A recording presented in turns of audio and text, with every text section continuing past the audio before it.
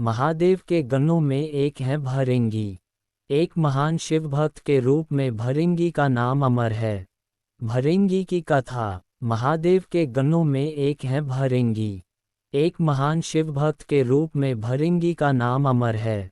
कहते हैं जहाँ शिव होंगे वहाँ गणेश, नंदी, श्रृंगी, भृंगी, वीरभद्र का वास स्वयं ही होगा।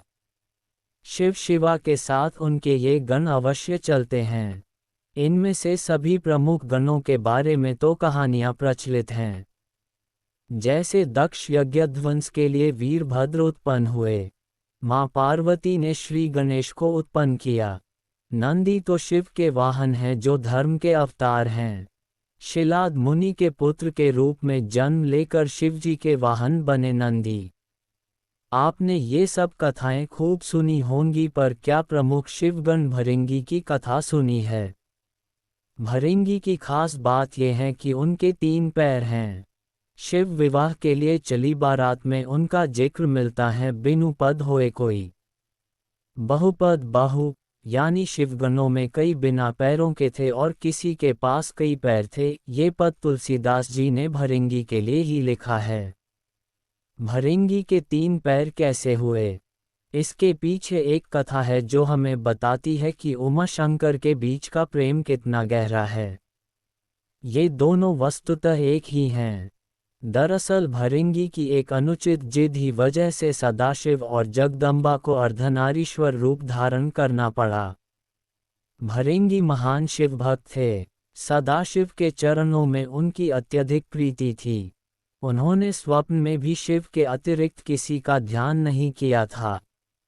यहाँ तक कि वह जगतजननी मां पार्वती को भी सदाशिव से अलग मानते थे। शिवस्य चरणम कैवलम के भाव में हमेशा रहते थे। उनकी बुद्धि यह स्वीकार ही नहीं करती थी कि शिव और पार्वती में कोई भेद नहीं है।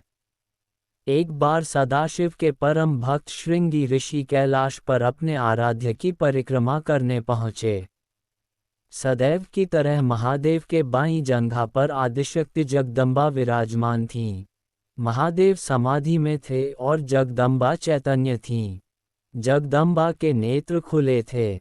भृंगी तो आए थे शिवजी की परिक्रमा करने। शिवजी तो ध्यानमग्न थे। शिव प्रेम में भृंगी मतवाले हो रहे थे। वह सिर्फ शिवजी की परिक्रमा करना चाहते थे, क्योंकि ब्रह्मचर्य की उनकी परिभाषा अलग थी। पर क्या करें, पार्वती जी तो शिवजी के वामांग में विराजमान हैं। भृंगी अपना उतावलापन रोक ही नहीं पाए। साहस इतना बढ़ गया कि उन्होंने जगदम्बा से अनुरोध कर दिया कि वह शिवजी से अलग होकर बैठें ताकि मैं शिवजी की परिक्रमा कर सकूं। जगदम्बा समझ गईं कि यह है तो तपस्वी, लेकिन इसे ज्ञान नहीं हुआ है। अभी यह अधूरा ज्ञान का है, इसलिए उन्होंने भृंगी की बात को अनसुना किया।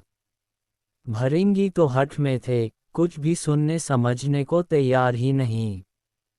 फिर से पार्वती जी से कहा कि आप कुछ देर के लिए हट जाएं, मैं परिक्रमा कर लूं।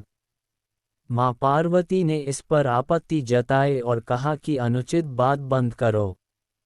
जगदम्बा महादेव की शक्ति हैं। वह सदाशिव से पृथक होने को कैसे तैयार होती? माता ने भृंगी को कई तरह से समझाया, प्रकृति और पुरुष के संबंधों की व्याख्या की, वेदों का उदाहरण दिया, परंतु भृंगी भी वैसे ही हठी की बुद्धि तो वैसे भी आधी हो जाती है। माता द्वारा दिए ज्ञान उपदेश उनके विवेक में उतरे ही नहीं। उनकी बुद्धि सृष्टि के इस रहस्य को समझने के लिए तैयार ही नहीं हुई। उन्होंने सिर्फ शिव की परिक्रमा करने की ठान रखी थी। माता ने सोचा इस अज्ञानी को कुछ भी समझाने का लाभ नहीं, इसे अनदेखा ही कर देना चाहिए। माता शिवजी से अलग न हुई। भृंगी ने भी हठ ही पाल रखा था। अपने मन की करने के लिए एक योजना बना ली। भृंगी ने सर्प का रूप धारण किया और शिवजी की परिक्रमा करने लगे। सरकते हुए वह जगदम्बा और महादेव के बीच से निकलने का यत्न करने लगे। उनकी इस धृष्टता का परिणाम हुआ कि शिवजी की समाधि भंग हो गई। उन्होंने समझ लिया कि मूर्ख जगदम्बा को मेरे वाम अंग पर देखकर विचलित है। वह दोनों में भेद कर रहा है। इसे सांकेतिक रूप से समझाने के लिए शिवजी ने तत्काल अर्धनारीश्वर स्वरूप धारण कर लिया। जगदम्बा अब उन्हीं में विलीन हो गई थी। शिवजी दाहिने भाग से पुरुष रूप में और बाएं भाग से स्त्री रूप में दिखने लगे। अब तो भृंगी की योजना पर पानी फिरने लगा। हठी का हठ तो भगवान से भी ऊपर जाने लगता है। भृंगी ने इतने पर भी हिम्मत नहीं हारी। उन्हें तो बस शिवजी की ही परिक्रमा करनी थी। अपनी जिद पूरी करने के लिए एक और मूर्खतापूर्ण प्रयास किया।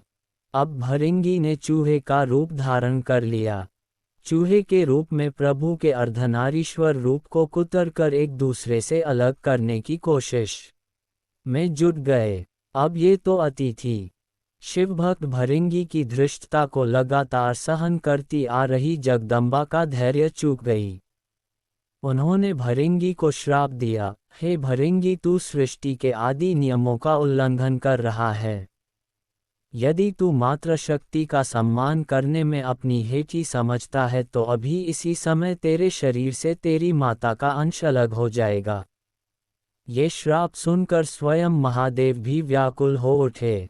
भृंगी की बुद्धि भले ही हर गई थी, पर महादेव जानते थे कि इस श्राप का मतलब कितना गंभीर है।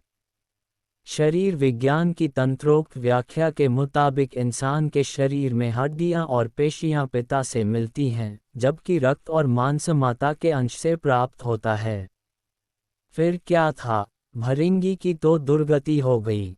उनके शरीर से तत्काल रक्त और मांस अलग हो गया। शरीर में बची रह गईं तो सिर्फ हड्डियां और मांसपेशियां। मृत्यु तो हो नहीं सकती थी, क्योंकि वो अविमुक्त कैलाश के क्षेत्र में थे और स्वयं सदाशिव और महामाया उनके सामने थे। उनके प्राण हरने के लिए यमदूत वहां पहुंचने का साहस ही नहीं कर सकते थे। असह्य पीड़ा से भृंगी बेचैन होने लगे। ये शाप भी आदिशक्ति जगदम्बा का दिया हुआ था। उन्होंने ये शाप भृंगी की भेद बुद्धि को सही रास्ते पर लाने के लिए दिया था। इसलिए महादेव भी बीच में नहीं पड़े। इस शाप का लाभ ये हुआ कि भृंगी असहनीय पीड़ा में पड़कर समझ गए कि पितृशक्ति किसी भी सूरत में मातृशक्ति से परे नहीं है। माता और पिता मिलकर ही इस शरीर का निर्माण करते हैं, इसलिए दोनों ही पूज्य हैं। इसके बाद भृंगी ने असह्य पीड़ा से तड़पते हुए जगदम्बा की अभ्यर्थना की। माता तो माता होती है। उन्होंने तुरंत उन पर कृपा की और पीड़ा समाप्त कर दी। माता ने अपना शाप वापस लेने का उपक्रम शुरू किया, लेकिन धन्य थे भक्त भृंगी भी। उन्होंने माता को शाप वापस लेने से रोका।